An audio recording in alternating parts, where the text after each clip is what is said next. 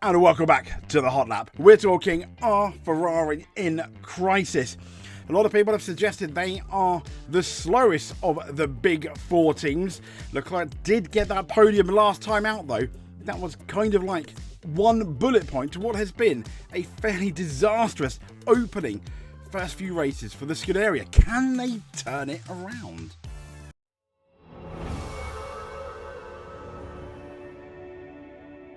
So the first thing we're going to talk about, Lewis Hamilton's setback as the Ferrari SF23 crisis scenario uncovered. Is it really a crisis? So this is reported by planetf1.com. As we all know, we reported, a few days ago that Lewis Hamilton has indeed had a very challenging first, few races.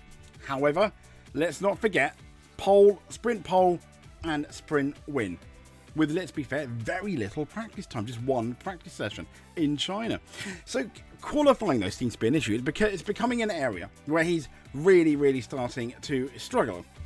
And it's been reported by La Gazzetta dello Sport that Ferrari's new creation, as in, or otherwise known as the SF25, goes into crisis. Yeah, sorry about the quotes.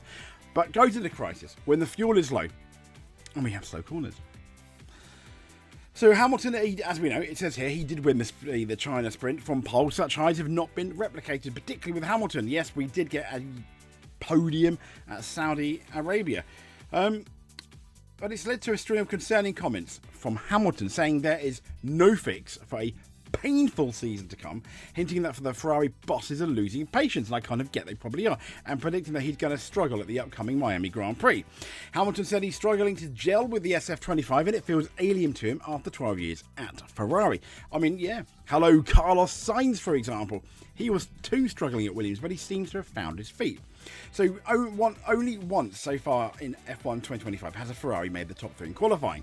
And La Gazzetta dello Sport are reporting that the SF25 runs with minimal fuel. Or when it runs with minimal fuel, the slow speed sections of track become a major problem. The car goes into crisis when it's looking for mechanical grip in those conditions, as would be the case, for example, in qualifying. And there are, let's be fair, if you saw the track guide, there are slow corners in Miami, and oh goodness me, I mean, what are we going to do when we get to Monaco? But the report adds that the SF25 is particularly sensitive to changes in ride height. Hello China. You remember the Chinese Grand Prix right there? Disqualification. Now, Hamilton's disqualification from the Chinese Grand Prix all the way back in April. This was due to excessive plank weight on his Ferrari, as most of you probably know by now. Flagged up ride height as an issue with the team. In relation to Lewis's struggles, the bumpy road encounter by Hamilton at the start of his Ferrari career, not particularly. His downbeat nature in recent rounds, very akin to the last few rounds with Mercedes, and it led to six-time Grand Prix winner, six-time Grand Prix winner. Talking about a 104-time Grand Prix winner, but everyone has a point. I've not won Grand Prix at all, so I still have an opinion. But he suggested that Hamilton could call his time in his F1 career and this is it, because there's loads of disreporting, but Hamilton could call his time on his F1 career if this trend continued. Hamilton, however, when speaking at a London Crown, when he cut the ribbon and brought London to a standstill, opening the new Fanatics Collectibles flagship store, made it clear that he's not throwing in the towel. He said, please keep your fingers crossed, I'm not going to give up. He declared, we're going to keep getting better, still we rise. Right, excuse me. And Hamilton currently sits P7 in the Drivers' Championship. There is hope. Ferrari's upgrade plan and timeline for success revealed. So they're going to start introducing major updates from Imola, not Miami, and they expect to surge forward to the field. Now, they did this. They were very good, for example, going into Monaco. Then they had their slump last year in 2024. Then, if you remember, they started to get very good, didn't they? And Ferrari achieved just one podium this year with Charles Leclerc, and obviously the Chinese Grand Prix win. And it says here, Ferrari is set to start introducing a major upgrade package at the Emilia-Romagna Grand Prix. The next race after this weekend's Miami round, they're aiming at improving the overall downforce of the car, and it's scheduled to be fully unleashed 2 weeks later at Barcelona. Incidentally, Barcelona, the race where all these flexi wings will come to an end, apparently. The goal is to address some of the car's flaws. including the rear end lack of downforce. And that's something, even when you look back at the Mercedes days, that Lewis Hamilton really struggled with, was not particularly happy with. And therefore, you know, going to give him, hopefully, a lot more confidence. It's also a matter of merely gaining performance, as Ferrari has been trailing McLaren by about 0.3 in qualifying. The last four, when you look at the last 4 rounds. And that can be explained by the SF25 representing a smaller step forward than the McLaren in terms of the new model of this year. So, the MCL, they're looking at what, 0.8, and they reckon the MCL, the McLaren team, improved by 1.3 seconds. The Scuderia have reportedly initially overestimated how competitive they are. Now, for all these reasons, Barcelona is going to be a massive litmus test, a massive exclamation mark in Ferrari's season. Expectations are suggested in check, but I think if Ferrari do well in Barcelona, potentially they could do well for the rest of the season. Also reported are Lewis Hamilton's problem. This is 365. Racing News 365 explained and why there's no instant fix, apparently. Kind of like going against motorsport.com. And it says the triple header, his mood and demeanour were often downbeat as he struggled to adapt to the Ferrari. Not meant to be like this. It was vintage Hamilton.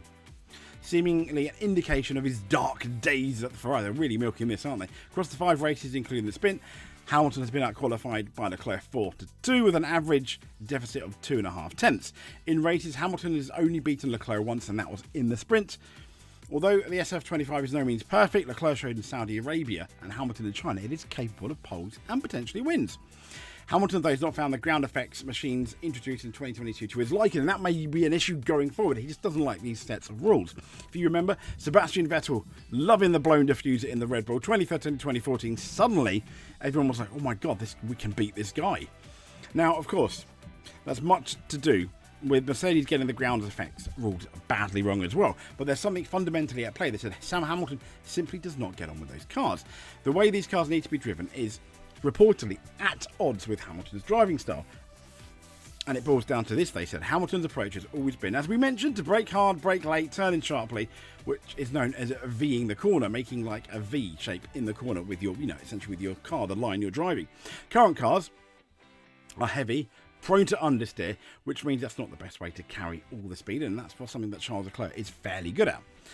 So they're suggesting that it's engine braking as well is also a key part of the Ferrari power unit, something Hamilton has explained was never required with Mercedes. So he has to relearn all of his driving, so to speak, again. And they're suggesting that it's going to be difficult for Lewis Hamilton. There's also one inescapable truth, one that claims every athlete in the end. They're talking about age. I don't think age is a factor. He won China a couple of races ago. Vassar's obviously emphatically behind him. I think we all are at the moment. And we're going to have to see. Obviously, it doesn't help when you have like, Helmut Marko. He does indeed seem desperate. I guess in a way, maybe he is. I'm sure Marco's enjoying that comment. Probably have to focus on their own car, really, and their number 2 driver since, 2018, 2019. But I digress. I think Ferrari will come good, but we may well have to wait for Spain. If you made it to the end, though, please give us a subscribe. That would be absolutely lovely. You pressed the wrong subscribe button. There we go. There's a subscribe button. There we go. There it is. But until then, we'll speak to you soon. Stay safe. I'll try and sort my hair out. And see you next time. And wait, that outro. There we go. Done.